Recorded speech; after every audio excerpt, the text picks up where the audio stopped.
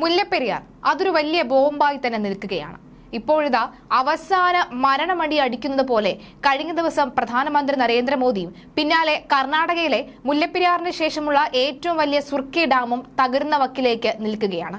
ഇതൊക്കെ ഒരു മുന്നറിയിപ്പ് തന്നെയാണ്. സാധാരണക്കാരായ ജനങ്ങൾ ഭീതിയിലാണ് ഓരോ ദിവസവും. അവരുടെ ഭീതി അകറ്റേണ്ട ഉത്തരവാദിത്വം സംസ്ഥാന സർക്കാരിനാണ്. വാക്കുകൾ കൊണ്ട് മാത്രമല്ല പ്രവൃത്തി കൊണ്ടും അവരുടെ ഭീതി അകറ്റേണ്ടതുണ്ട്. കർണാടക കൊപ്പൽ ജില്ലയിൽ ഷട്ടർ തകർന്ന് അപകടമുണ്ടായ തുംഗഭദ്ര അണക്കെട്ട് മുല്ലപ്പെരിയാർ കഴിഞ്ഞുള്ള ഏറ്റവും വലിയ സുർക്കി അണക്കെട്ടാണ്. ശർക്കരയും കരിമ്പിൻ മുട്ടവെള്ളയും ചേർത്ത് തയ്യാറാക്കിയ സുർക്കി ചാന്തിൽ കരിങ്കല്ലിൽ കെട്ടി ഉണ്ടാക്കിയതാണ് മുല്ലപ്പെരിയാറിന്റെ അടിത്തറ. 2016 മഹാരാഷ്ട്രയിലെ മഹാഗഡിൽ സുർക്കി മിശ്രിതം കൊണ്ട് നിർമ്മിച്ച പാലം ഒലിച്ചുപോയിരുന്നു. 88 വർഷം പഴക്കമുള്ള പാലമായിരുന്നു അന്ന് അപകടത്തിൽപ്പെട്ടത്. തുംഗഭദ്ര അണക്കെട്ടിന്റെ ഒരു ഷട്ടറാണ് നിലവിൽ തകർന്നത്. പൊട്ടിയ 19ാം ഗേറ്റിലൂടെ 35,000 ക്യൂസെക്സ് വെള്ളം പുറത്തേക്ക് ഒഴുകിയിരിക്കുകയാണ്. 3 ജില്ലകളിലാണ് ജാഗ്രത നിർദ്ദേശം നൽകിയിട്ടുള്ളത്. ശനിയാഴ്ച അർദ്ധരാത്രിയോടുകൂടിയാണ് സംഭവം. അണക്കെട്ട് തകർന്നത് ഒഴിവാക്കാൻ 33 ഗേറ്റുകളും തുറന്നതായാണ് അധികൃതർ അറിയിച്ചിരിക്കുന്നത്. കൊപ്പൽ, വിജയനഗര, ബെല്ലാരി, റായ്പൂർ ജില്ലയിൽ അതീവ ജാഗ്രത നിർദ്ദേശവും പുറപ്പെടുവിച്ചിട്ടുണ്ട്. മുല്ലപ്പെരിയാർ കഴിഞ്ഞാൽ രണ്ടാമത്തെ വലിയ സുർക്കി അണക്കെട്ട് കൂടിയാണ്. കർണാടക, ആന്ധ്ര, തെലങ്കാന എന്നിവിടങ്ങളിൽ നിന്നുള്ള കർഷകർ ആശ്രയിക്കുന്ന ഡാം നിർമ്മിച്ചത് 1949-ലാണ്. 70 വർഷത്തിന്റെ ഇടയിൽ ഇതാദ്യമായാണ് ഇത്തരമൊരു സംഭവം ഉണ്ടാകുന്നത്. 1 ലക്ഷം ക്യൂസെക്സ് വെള്ളമാണ് ഇതുവരെ ഡാമിൽ നിന്നും ഒഴുകിവിട്ടത്.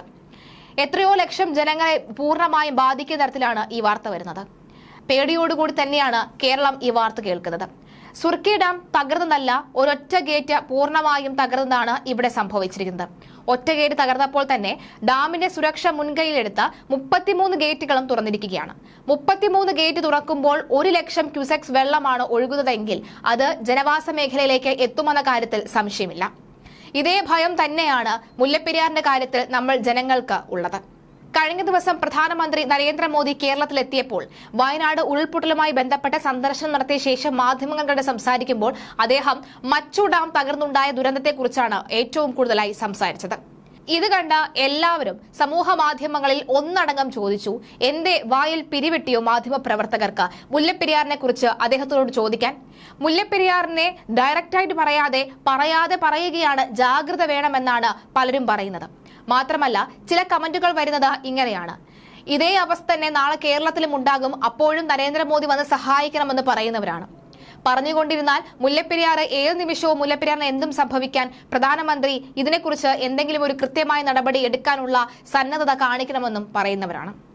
ഗുജറാത്തിലെ മച്ചു ഡാം തകർന്നുണ്ടായ ദുരന്തം വയനാട്ടിൽ പരാമർശിച്ചാണ് പ്രധാനമന്ത്രി നരേന്ദ്രമോദി കഴിഞ്ഞ ദിവസം സമൂഹ മാധ്യമങ്ങളിൽ നിറഞ്ഞത്. അതുകൊണ്ട് തന്നെ വീണ്ടും ഇപ്പോൾ മുല്ലപ്പെരിയാറിന്റെ മുന്നറിയിപ്പ് നൽകിയിരിക്കുകയാണെന്നാണ് വാർത്ത. 1979 ഓഗസ്റ്റ് 11 നടന്ന ഗുജറാത്തിലെ മച്ചു ഡാം തകർന്ന ദുരന്തം പരാമർശിച്ചുകൊണ്ടാണ് മോദി വയനാടിന്റെ കാര്യത്തിൽ അനുഭാവപൂർവ്വമായ സമീപനം സ്വീകരിക്കുമെന്ന് പ്രഖ്യാപിച്ചത്. കൽപ്പറ്റയിൽ വെച്ച മാധ്യമങ്ങളോട് സംസാരിക്കുന്നതിനിടയിലാണ് അദ്ദേഹം ഗുജറാത്തിലെ ഡാം തകർന്ന ദുരന്തത്തെക്കുറിച്ച് വിവരിച്ചത്.